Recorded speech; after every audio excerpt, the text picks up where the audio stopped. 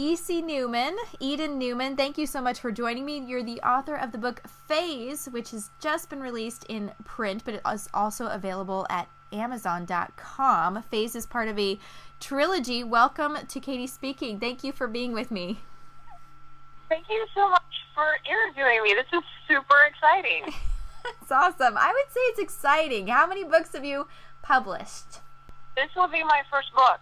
It's not my first book written, but it's my first book published. Very exciting. And has it been an easy journey for you? How was it that you came to write Phase?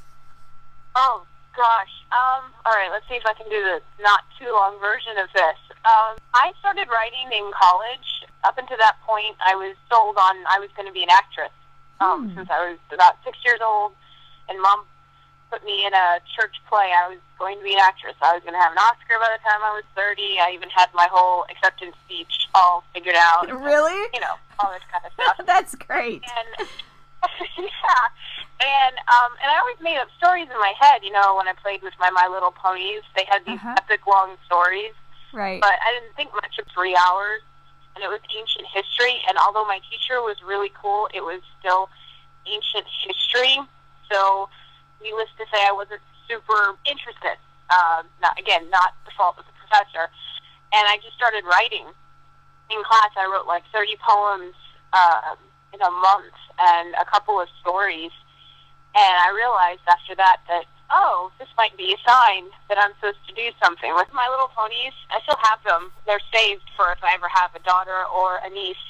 And but I never braided their hair or dressed them up. I just did these really long epic stories, but I didn't think that meant anything other than I have an overactive imagination. Hasn't changed. But my freshman year of college, I was stuck in an ancient history class. So I had to have a history credit, and by no fault of the professor, it really didn't interest me. So I just started writing. Yeah. Yeah, you know, I wrote a lot of poetry back then, too. I don't do that as much now. It was very angsty, unrequited crushes, body image girl poetry. Yeah, good stuff. Yeah, I've saved it, but it's pretty bad. And I started writing stories, some fan fiction, some just whatever, and I decided I'd written so much in about a month that perhaps this was a sign, and I added a writing major.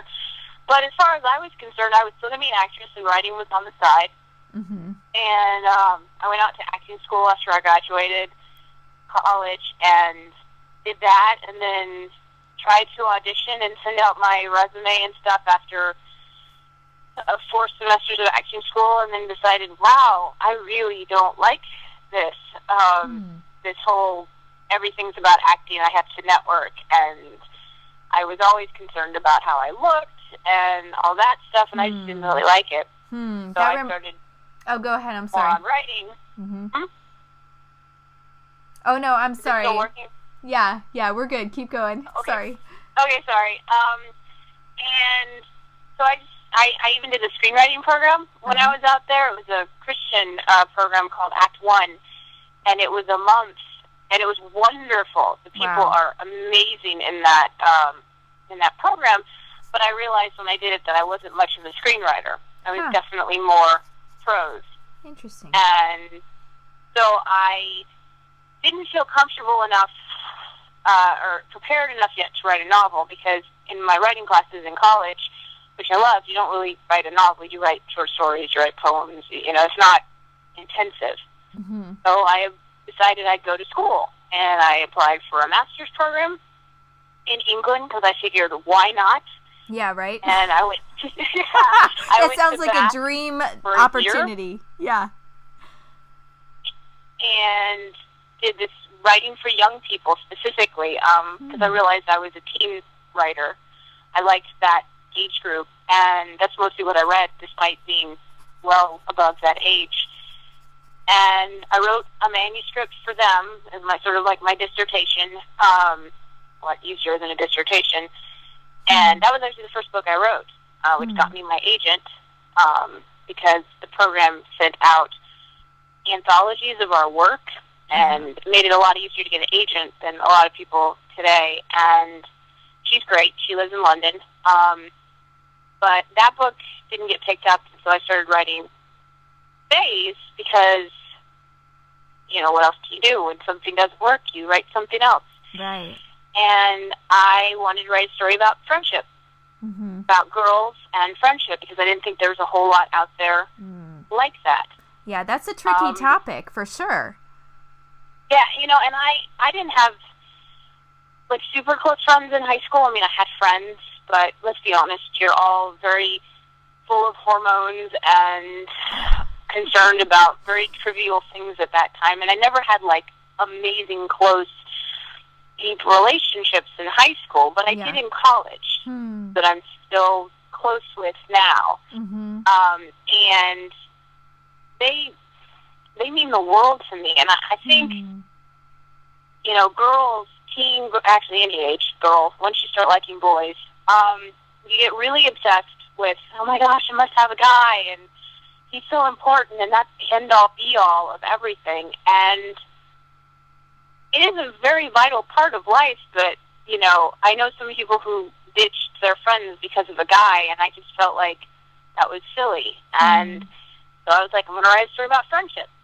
And that's not really a plot. And then I said, well, what happens if one of them is not human, or not completely human? And that's how Phase was born. I was lying in my bed late at night, staring at the ceiling, and that's where it came from. Wow. Okay, so tell me about the main characters in Phase. Like, what's the plot? How does it go? Okay. All right. Well, Sophie, it's from the point of view of Sophie. First person. I love writing in first person. I think it's the actor in me, because I get to basically do an entire monologue in a book. That's awesome. Sophie is a senior in high school. She's been going to this in Southeast Tennessee. Yeah, I know. Where you grew up, right? And, it's not very southern. Like, I don't overdo the southernness, because to me that seems forced, but that's where my family's from. I consider myself a southerner. I figured, why not? And but so Sophie's a senior in high school. She's been going to that school since, she's been in that town since 7th grade. So she has friends, but they're just kind of school friends. They don't ever do anything outside of it, you know. And she's not one of those girls that people hate at all. You know, she doesn't inspire strong emotions from anybody. Interesting. We'll just say that. So she's like kind of below the radar. Yeah, she's nice. She's friendly. She's cute. She's kind of chubby. So she's not pretty enough to attract attention, but she's not ugly enough to attract not so great attention. Yeah. Really friendly. Really kind of a sunny disposition. You know, so no one, like I said, no one hates her. But no one, you know, she's got none of those great connections you can find with friendship. And she meets a girl who's new to this school, and the girl's name is Juliet. She goes by Jules later on in the story, and Sophie just feels a kinship with her. And even though Jules keeps pushing her away because she's a foster kid and has trust issues, Sophie, being the kind of girl she is, just keeps coming back for more. And eventually they become extremely good friends, and then the audience, the reader, finds out that Jules isn't all that she seems up front. And I don't really want to say a whole lot more, because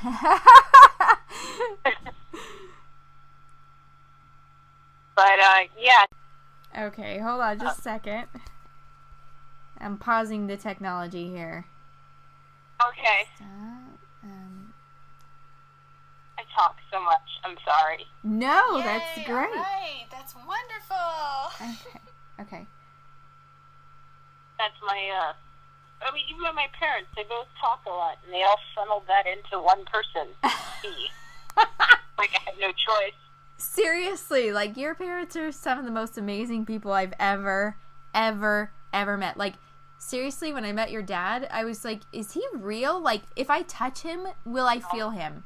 He just feels like unearthly to me.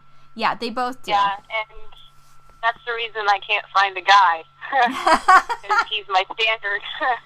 No, that's wonderful. I mean, if that's the longing of your heart, I know the Lord will satisfy that in His timing. So, that's really, really cool. But yeah, amazing parents. So it's really cool to meet people who are so amazing and then get to talk with you, their daughter. So I think maybe that's where I might just take the interview, if that's okay. Okay, that's fine. Okay. I don't mind talking about my parents and how awesome they are and how fortunate I am as a kid. Right. Okay. So, okay, hold on just a second. Let me see. All right. Okay, so Eden, at the beginning of your book, Phase, there's a dedication, and it says, I'll read it for our listeners. It says, "To my parents who allowed me to be impractical for as long as it took to find what I really wanted to do." When I read that, I was just like, oh my goodness, I've never heard of a better, just like an amazing, I don't even have words, obviously. Just like a really cool compliment to your parents for being like unconditionally loving of you and supportive of you just as a human being. And I mean, that really confronts how I parent and just makes me go, maybe I need to set aside my goals. So tell me a little bit about your childhood and your parents. How were you impractical, and how did your parents support you in that? Oh, well, my dad was military for 26 years, and about 15 of those was the beginning of my life. So I've moved a lot, and that makes you closer as a small family. I have two half brothers from my dad's first marriage who I love dearly. They're amazing, but they didn't live with us, and they're much older than I am. Mm-hmm.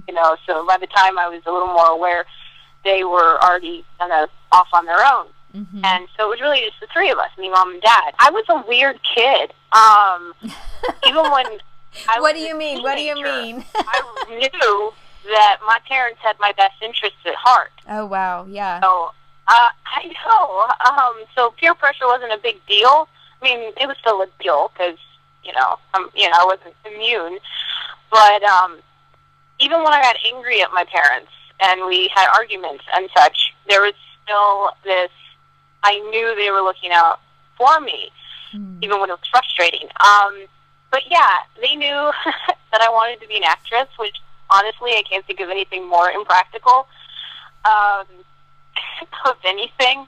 So, I mean, I was a theater major, which is, college is good. I love college. I would recommend college to anyone, and I'm glad I did it because I also took lots of other classes that were super interesting, and I took an intro to sociology class that was just fun, and I learned a lot. And, so I was like, I'm going to go out to LA. I can't think of a scarier thing for parents to endure than sending their only daughter, kind of a sheltered kid, off to Los Angeles. Yeah. And I can't imagine how much they prayed for me out there. And friends of their friends, all these adults in my life that have just invested time and prayer and love into me. Yeah. And I had to go out there and see it and try it and realize that so much like Los Angeles is a place to live. Yeah. And not for the reasons that people think of. They're like, oh, Los Angeles is the den of iniquity and all that. But in truth, I met some very cool people there, some very cool Christians, just very good people. I just didn't much like all the sunny weather. Yeah. I like rain. Yeah. And I do. I love four seasons. I love fall. And it just wasn't my place. And but I had to go out and see it. And then after that, after going to acting school and traipsing about, I decided to go off to England for my master's. Right. And pursue writing, which, again, not the most practical thing. Mm-hmm. But when I was out in England, I was there, I turned 27 while I was over there. Mm-hmm. And it was like everything just made sense. There wasn't Paul Damascus moment in my life, like where there was lightning or an Alleluia chorus, but I just realized over the course of a couple of months there that, this is what I'm supposed to do. Yeah. I'm supposed to be a writer. This makes me happy. This is what I actually like working. Mm-hmm. Because I'm not exactly what you call super persistent. And I like writing. It filled me with a sense of joy that nothing else did. And it was just, Mom and Dad were, supporting me both financially and emotionally, and even with the love sometimes too. Wow, that makes me want to be like a better parent, because I think about your writing now and what you're doing now, and truly, I mean, if they hadn't given you that freedom, this book and all the books that are in store for our listeners probably wouldn't come to light. Would you say that is true? I didn't know I wanted to do it until I was much older. And,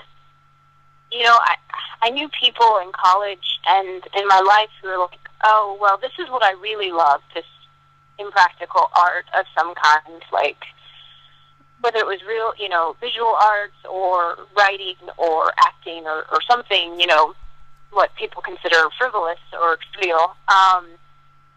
But instead of pursuing that, they did something like a major in business or, computers or something that will make money. Right. And,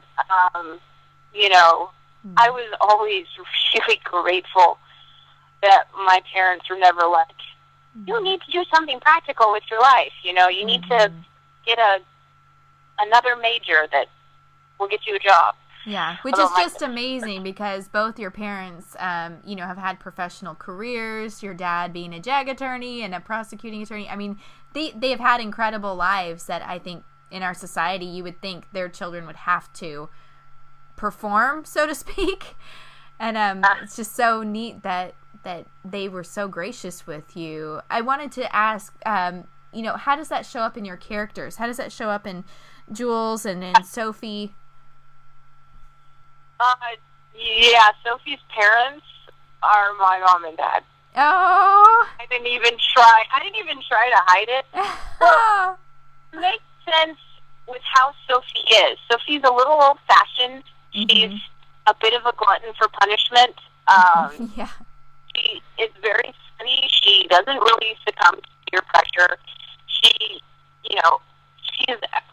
a lot like me in high school, except she's far more optimistic than I was. I was a bit more of a cynic. And to create that kind of child and that kind of character, I needed really good parents. Yeah. So I didn't even... My dad read Phase, which, this book, my dad's not a big reader, especially not teen girl fiction. So he read it because he's my dad, and it was like, there's some things that sound familiar in this. Mm-hmm. and I, how else, who else am I going to base characters on than the parents that I have? Yeah. And Sophie needed that kind of background and that sort of structure at home.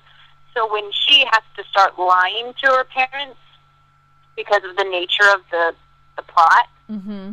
it's really hard for her, mm-hmm. because that's not who she is. I know a lot of kids out there be like, yeah, whatever, I lie to my parents, or I don't tell my parents everything. Well, I tell my parents everything. Their hearts, they know way too much, probably. And even in the first book I wrote that will eventually be published because I'll redo it and everything, the dad character, the character's parents are actually divorced, which is hard for me to write because I don't have as much experience with that. Right. But even then, there's an element of the father where he can fall asleep anywhere. And I don't know if you ever realized that about my dad, but yeah. Yeah, because I know them. Because I've gotten to meet your parents. Off of a hat, which is not something I inherited, which I'm very jealous of. But my dad could sleep anywhere, and my mom's I'm more like my mom in personality. And so the mom character is very protective. Mm-hmm. I think in Sophie's story, and there's a real ease of conversation between Sophie and her mom, which is very much like my mother and I. So yeah, they totally show up in my stories. Oh, that is so sweet. Okay, I'm falling in love with this story, which, honestly, I haven't even read. I read the introduction and I was like, this is great. So I'm really excited for the folks who are listening to this to get a hold of it as well. And then I'm really intrigued by your publisher. Is your book, teenage, youth fiction, is this something, or young adult fiction, is that something that your publisher does a lot of? Yeah, they've just started branching out into it. Mm-hmm. I think they started as predominantly romance, e-publishing, but and that stuff always sells. That never goes out of style. And they've just, I think, started taking on lots of different genres, and I'm fortunate to be, part of sort of the beginning of their young adult, their YA section. So that's pretty cool. And what are your plans for the future? And this is part of a trilogy, correct? Yeah. Actually, right in front of me, I'm at my computer, is a document of a scene for the sequel. Ooh, very exciting stuff. That's so cool. It's different. It's not going to be from Sophie's point of view. There's three main girl characters in the story. There's Sophie, there's Jules, and then there's another character named Naomi, who's a bit of she's not as visible in the first novel until the end. Mm-hmm. I can't explain that because that was the way secret. But the second novel is from her point of view, and then the third novel will be from Jules' point of view. So not only did I decide to write a trilogy, which is not a easy undertaking, I decided to do it from three different points of view, which means three different voices. That's so cool. I didn't make it easy for myself. Right. And do you have like a top three influential authors that you've read? Oh boy.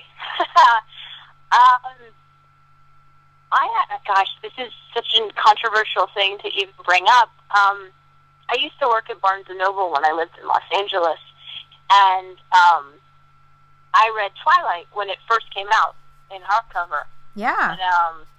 And I'd just gotten into reading vampire novels. I'd recently read Dracula for the first time, because up until that point I didn't read anything to do. I knew very little about vampires because it was horror, and I don't like scary stuff. Yeah. But someone had recommended Dracula to me, which is an amazing book. And my friend got me into Buffy, and I'd read some other stuff. So I just picked up Twilight thinking, oh, cool. And whatever you say about her novels, whether you like her or not,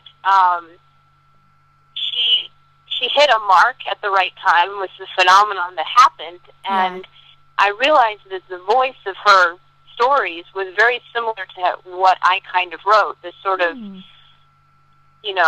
girl sort of looking at the world, and it just happens to have a supernatural element to it. And so I admit that I think I didn't realize I was a young adult author until I read Twilight.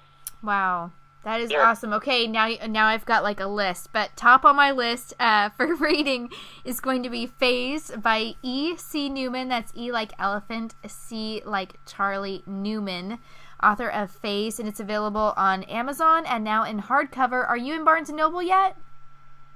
I'm at Barnes & Noble, and that's so hardcover, cool. Only paperback. I think with a small publisher like I have, small is a horrible thing, but not, HarperCollins or Random House or, any of those, like, big heavy hitters. The risk, they take smaller risks on publishing. Sure. So it starts out with ebook, which is great because you don't have the same amount of materials and expense. Right. And then paperback. And then we can only hope that it will sweep the nation and there will be calls for more, and then maybe we'll get into hardcover someday. But if not, it's still pretty cool that it's in print. That is so cool. I'm so excited for you. I know there's a whole generation of women that I grew up with who all hoped to become published, and it's so cool that I'm kind of in the same generation and have done it. So congratulations and all the best to you in the future with that. I'm excited for you. Thank you so much, and thank you for letting me speak. It was really, really cool to do this. Yay! Well, thank you. I know you waited a long time, and I really appreciate it because I just got so excited from the very beginning, and I hope everybody goes and picks up a copy and downloads a copy of Phase.